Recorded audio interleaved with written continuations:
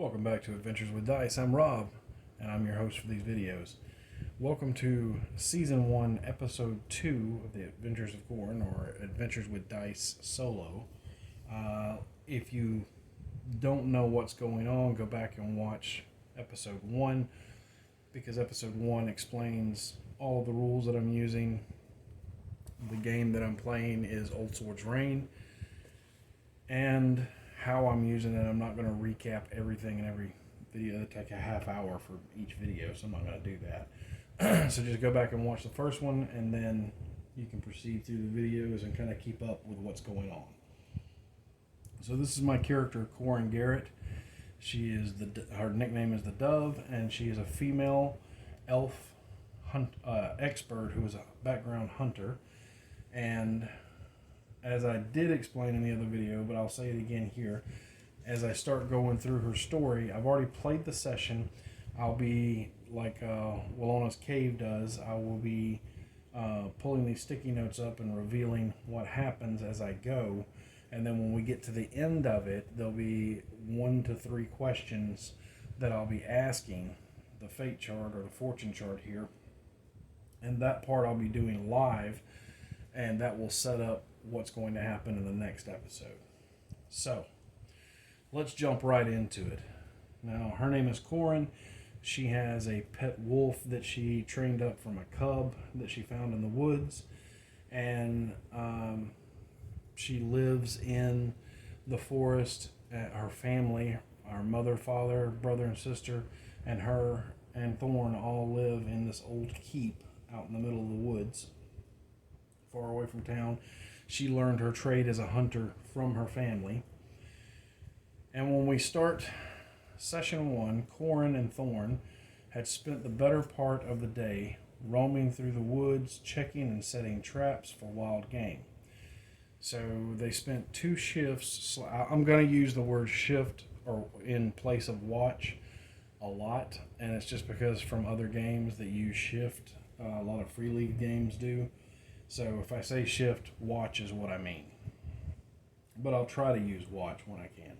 But she spent the first 2 shifts of the day, or watches of the day, traveling basically through the woods, and has just returned back to the keep.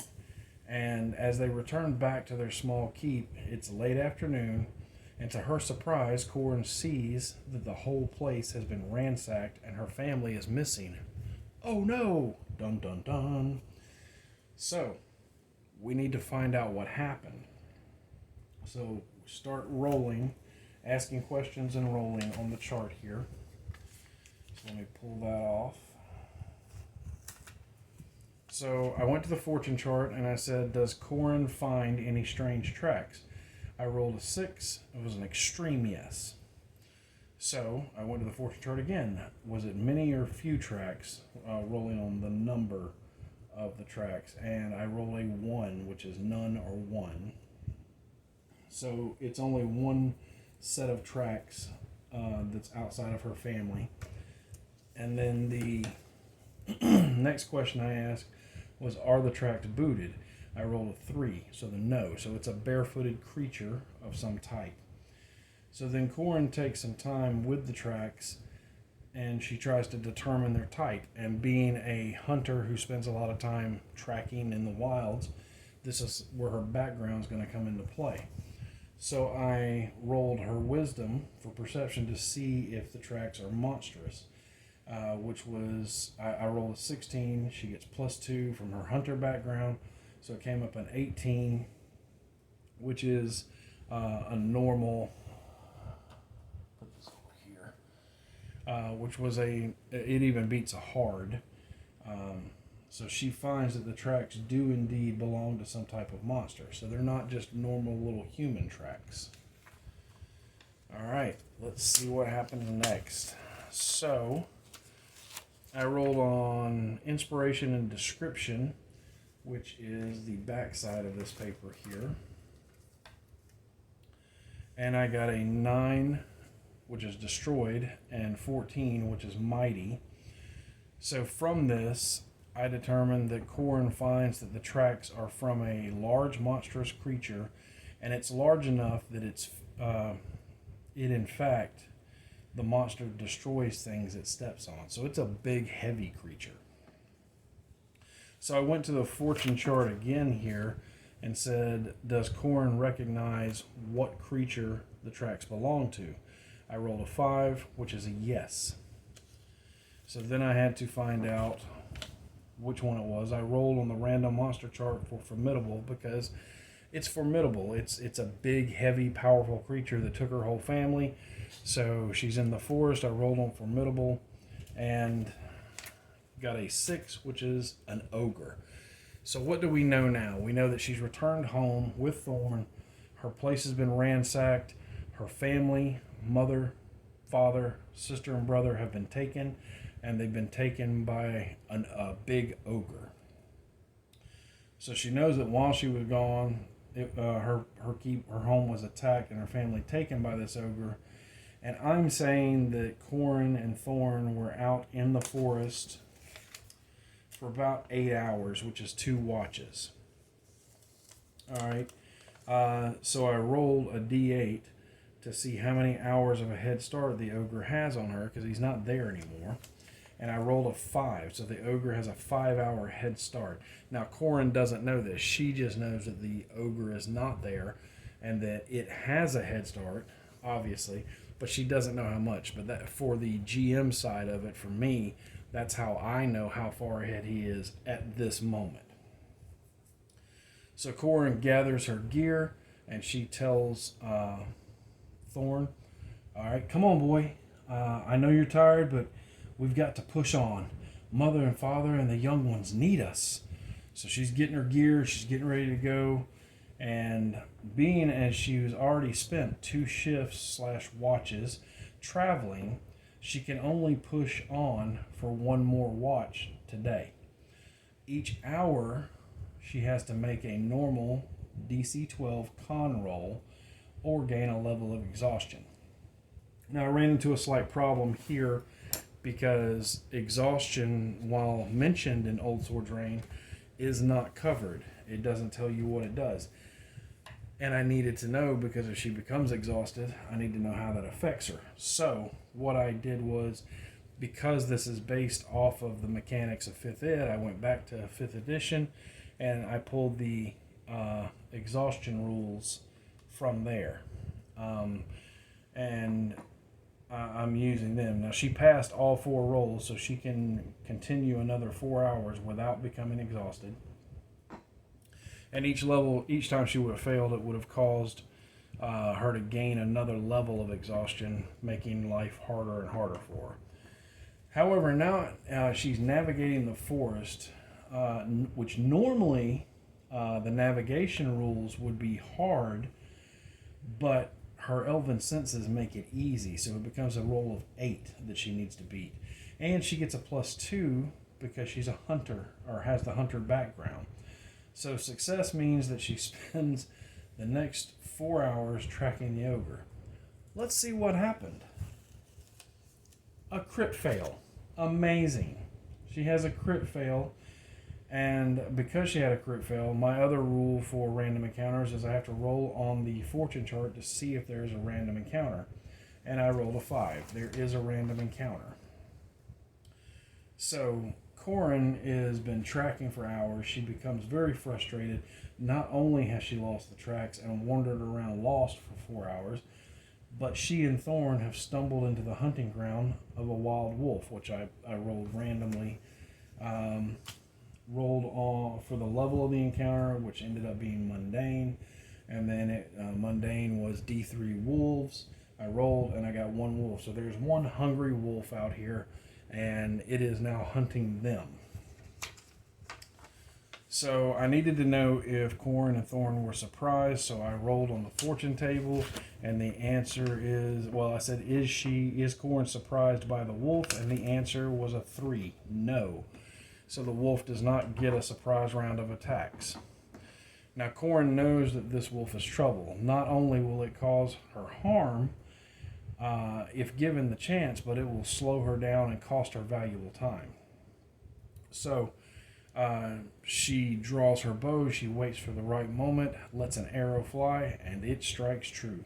The arrow sinks deep into the shoulder of the wolf, causing a nasty wound. It actually drops the wolf to 1 hit point. He had 12 hit points, and she did 11 points of damage. Because, like I said in the other video, she's nasty with her bow. So next, on the wolf's turn, I asked, after being heavily wounded, does the wolf flee? And I feel like after getting hurt like this, it was likely. So when it's likely or not likely, you roll 2 dice and take the better or worse, depending on which it is. So I rolled a 5. So yes, the wolf does flee. So that was a very short combat encounter with the wolf. And, you know, they're traipsing through the woods, and they see this wolf in the distance come in, and he's approaching them, and she fires her bow. She lodges an arrow in him, and that wolf is out of there, buddy. He takes off. So at this point, Corin is worn, she's weary, and she has spent most of the day traveling. 3 watches now have been spent traveling. She knows that she has to rest. It's almost dark at this point, and she has very little time to find a suitable campsite. So I said, searching for the campsite, I said it was a normal DC, which is a 12. My first roll is an 8, so she at that point she has failed to find a suitable campsite, and I need her to rest. So as much as I hated to do it, at this point I spent an inspiration. I rolled and got a 12. That's with the hunter background bonus. So she just barely finds one. So I said it took her some time, but she does find a good spot to rest between some boulders and a thicket of trees. Corin manages to get some sleep after some food and drink. So I used 2 provisions because you have to use 2 per day. And with Thorn by her side, the night goes uneventful. She awakes at first light and breaks camp to try and retrace her steps and track down the ogre. Let's see how this went for her. So, due to her hunter background being a +2 and a great roll of 18, she does find the tracks in no time and is back on the hunt. So, that's good.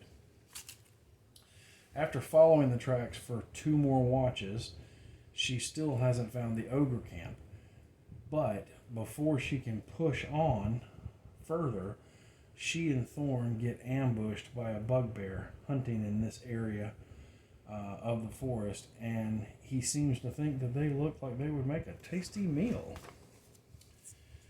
So I roll on the fortune chart here, and I ask, are Corin and Thorn surprised by the bugbear when he ambushes them? And I got a 4, which is a yes. So the bugbear surprises them. He bursts out of a thicket and slings a spear at Corin. He rolls a 14 and misses her. She has an AC 16, so she's kind of hard to hit. Then we roll initiative, and Corin gets a 14. The bugbear gets a 20, so he's going to go first again. So the bugbear, at this point, he's burst out, thrown a spear, and then he rushes up on both of them. He rushes on Corin and Thorn, and he swings his Morning Star at Corin, but he rolls a 3. Pitiful. He misses. Corin backs away a few feet and raises her bow, because she has a sword, but she's not real good with it. So she's going to back away a few feet and have her bow trained on him.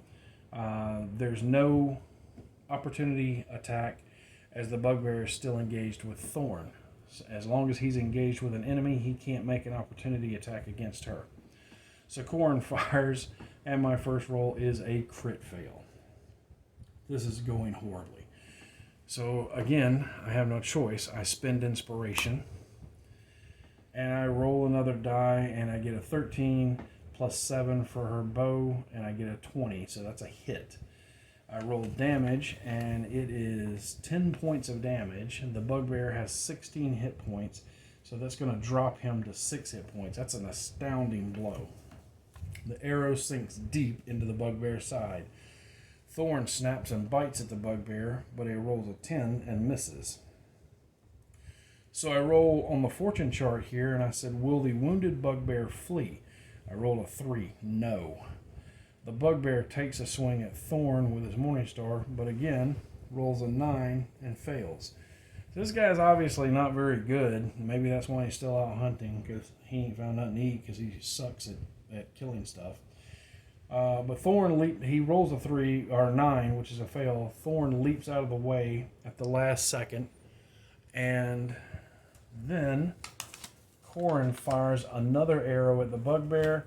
She rolls a 17. It's a hit, and she rolls for damage, which is a 9, and that is a kill. So the second arrow from Corin lodges in the right eye of the bugbear, ending his life. Now at this point, Corin takes a few moments to look over the body of the bugbear. So I asked the fortune chart, does she find any treasure? And I rolled a 3, which is a no.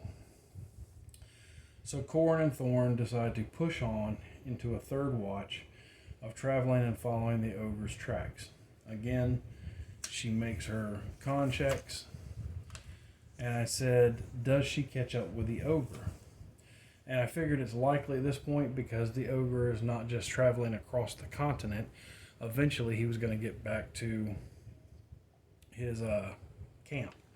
So I rolled 2 dice, a 3 and a 5, the higher being the 5, which gave me a yes result. So she has found the ogre's camp. So I needed to make some rolls to get some details about the camp here. And I rolled on the inspiration table for thing and attribute. And on thing I got 7, which is resource. And on attribute I got move 15, which is moving.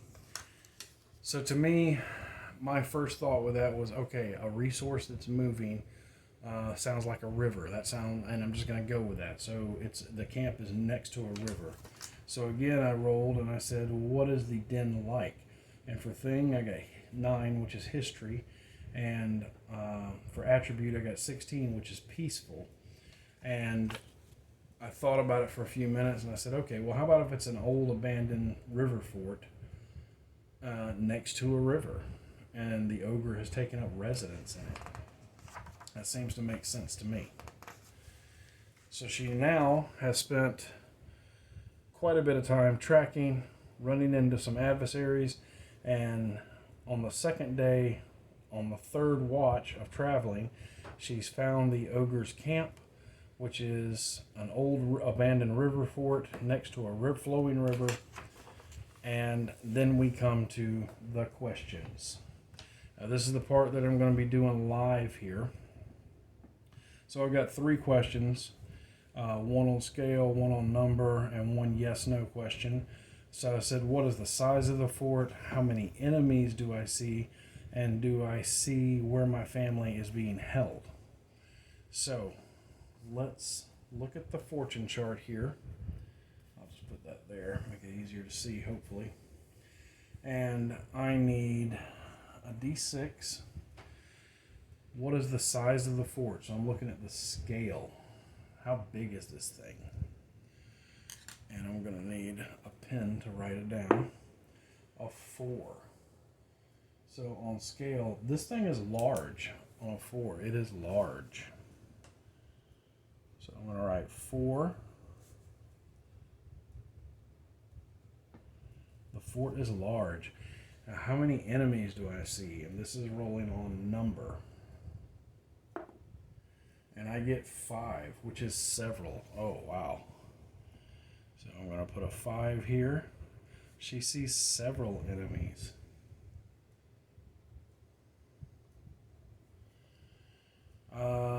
Do I see where my family is being held? This is yes, no.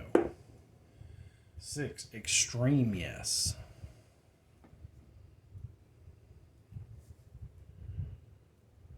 Extreme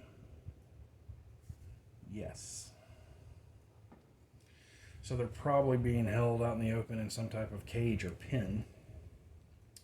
And are all? I know there are several enemies. Are all of them ogres? I'm gonna add a question here to see what else there might be.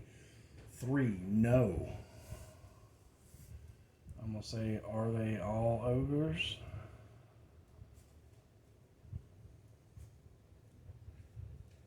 Ogres. And I rolled a 3, which is no. So, what else would it make sense for the ogre to have? Well, they're probably minor and working for him. So let's see what we get on this chart here. Ooh, gnolls. 1d3 gnolls. So 5. So that's 3 gnolls.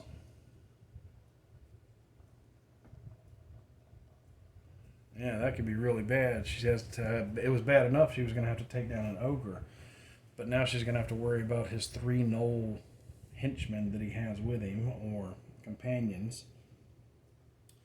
And that's how we're going to start off session 2. So the last thing we're going to do on this session is we're going to do the bookkeeping. And the bookkeeping is pretty simple at this point. We're going to look and see how much XP she got. So XP. Did I survive the session? Yes. So 1 there. Did I explore a dangerous location? I would say the fort is probably... I'm not the fort. I haven't explored it yet. But the forest has been dangerous because she has run into some adversaries out there. So I'll give her 1 there. Did she overcome a powerful obstacle of formidable or incredible strength level? No. Did she find any treasure of gold or better? No. Did she make it through the session without spending any inspiration? No. Did she overcome an encounter without combat? No. So only 2 XP. So I would go back to my character sheet here, and I don't have a pencil on me, but I'll put it in there later. She has gained 2 XP right here of the 4 she needs to level up. And that is session 1 of her adventures. And in the next video I'll have our scene set up and started out here, and I'll go through and play and do the same thing, get to the end of the session, and then we'll do some live rolls to see what happens for the next session and just keep going like that. Anyway, I hope you've enjoyed this video. If you have any questions, comments, concerns, and sarcasm, feel free to put them in the comment section below, and I'll get to them when I get to them. Until next time, my friends, good gaming and good luck.